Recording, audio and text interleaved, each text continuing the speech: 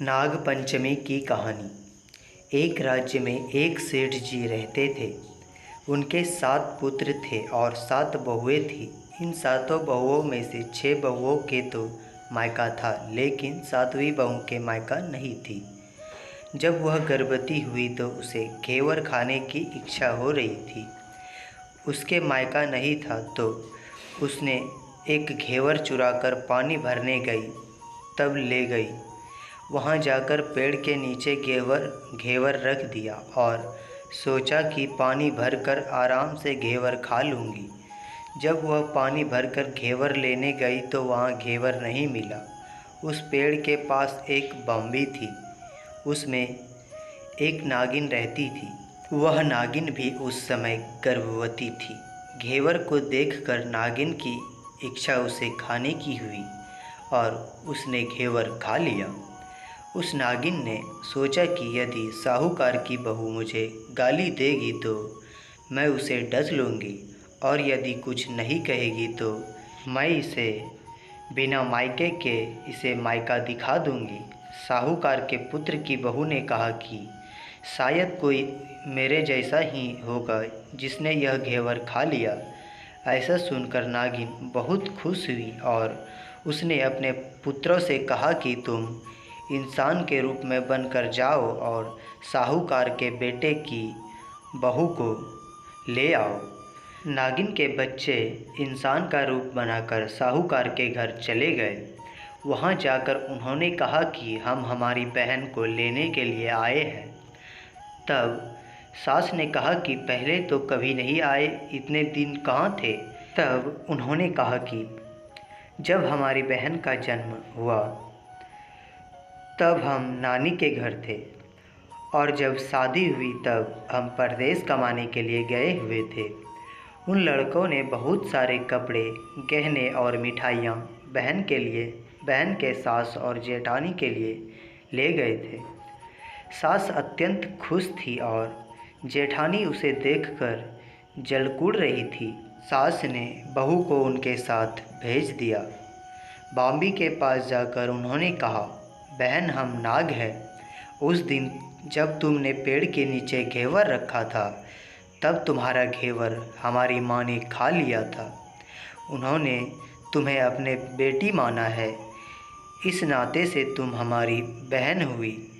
बहन, अब तुम हमारी पूँछ को पकड़ लो और डरना मत। उसके कहने पर वह पूँछ पकड़कर बाम्बी में चली गई। वहाँ पर उन्होंने उसे बहुत लाड प्यार और सुख से रखा। वहीं पर उसने एक लड़के को जन्म दिया। जब उसका लड़का थोड़ा बड़ा हुआ तब की बात है, पड़ोसन ने साहूकार के बेटे की बहू को सिखा दिया, अगर तू मेरी माँ की इतनी ही लाडली है तो तू तेरे माँ से कहना कि आज तो नागों को दूध मैं ही पिलाऊंगी। पड़ोसन का ताना उसे सहन नहीं हुआ। वह माँ से जिद करके नागों का दूध ठंडा करने लगी। अभी तक दूध ठंडा नहीं हुआ था। उससे पहले ही उसके बेटे ने घंटी बजा दी। घंटी की आवाज़ सुनकर छोटे बड़े सारे नाग दूध पीने के लिए दौड़ पड़े। जब उन्होंने दूध में मुंह लगाया तो बहुतों का मुंह जल गया। तब नाग क्रोधित होकर बोलने लगे कि हम बहन को काटेंगे। उसकी माँ ने उन्हें समझाते हुए कहा कि इसे मत काटो, यह तुम्हें आशीष देगी। तब साहूकार के बेटे की बहू ने कहा, जियो मारा नाग नागनी, जियो मारा खांडिया, आंडिया वीर, वीर उठावे देख नीरो चीर, चीर तो फट जावे पन वीर जीता रवे। थोड़े दिन बीत जाने के बाद पड़ोसन ने फिर से ताना मारा कि तेरी माँ तुझ पर विश्वास करती तो तुझे साथ में कोटे की चाबी दे देती। उसने माँ से जिद करके चाबी ले ली और जब ताला खोला तो अंदर में झूले में बाबा नाग झूल रहे थे। उसने बाबा नाग से कहा, सत सिया राम बाबा। उन्होंने कहा कि तूने सत सिया राम कर लिया, वरना मैं तुझे डस लेती। तब उन्होंने कहा कि आप तो मेरे पिता हो, मुझे कैसे डस सकते हो? और बोली, जियो नाग नागनी जियो बासुकी नाग, जिन मेरो लाड लाडिया 9 करोड़ को हार। नाग देवता ने उसको 9 करोड़ का हार दे दिया। माँ ने अपने बेटों से कहा कि बाई तो अब बड़े घर में हाथ डालने लगी है, उसे घर पहुंचा दो। नागों ने साहूकार के बेटे की बहू को बहुत से गहने कपड़े दिए और ससुराल पहुंचा दिए। थोड़े दिनों की बात है, उसका बच्चा झाड़ू तोड़ रहा था।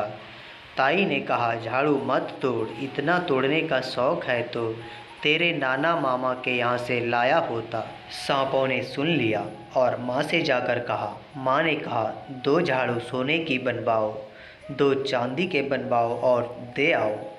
ताइयाँ देख कर जल गई, कहने लगी, इसके तो ताने मारने से धन बढ़ता है। कुछ दिनों के बाद की बात है, बच्चा गेहूँ बिखेर रहा था। ताई ने ताना मारा, गेहूँ बिखेरने का शौक़ है तो नाना मामा के यहाँ से ले आता, हमारे यहाँ मत बिखेर। सांपों ने सुन लिया, जाकर माँ से कहा। माँ ने कहा, 2 बोरी दाने सोने के, 2 बोरी दाने चांदी के गढ़ाओ और दे आओ। ताई और देखकर जल गई, कहने लगी, इसे ताने मत मारो, इसका धन बढ़ता है। छोटी जेठानी लकड़ी लेने गई, वहाँ सांप था। उसने सोचा, सबसे छोटी को भेजना चाहिए, सांप उसे खा जाएगा तो मुसीबत मिट जाएगी। छोटी बहू लकड़ी लेने गई तो वहाँ सांप बैठा था। बोली, भैया राम राम। सांप ने झट से बिछवे दे दिए, पहनकर छम छम करती चली आई। जेठानियाँ देखकर जल गई। 2-4 दिन बाद पान की गाड़ियों में एक सांप देखा तो बड़ी जेठानी ने सबसे छोटी को पान लेने भेजा। उसने सोचा, आज अवश्य सांप काट लेगा। सांप को देखकर छोटी बोली, भैया घर के क्या हाल चाल है? घर में सब ठीक तो है? सबको मेरा राम राम कहना। सांप ने मंतूरी पहना दी। जेठानियाँ फिर जल कुड़ गई। उसका पति दुकान से आया तब सिखा दिया कि तेरी बहू के साथ तो सांप बिच्छू से दोस्ती है।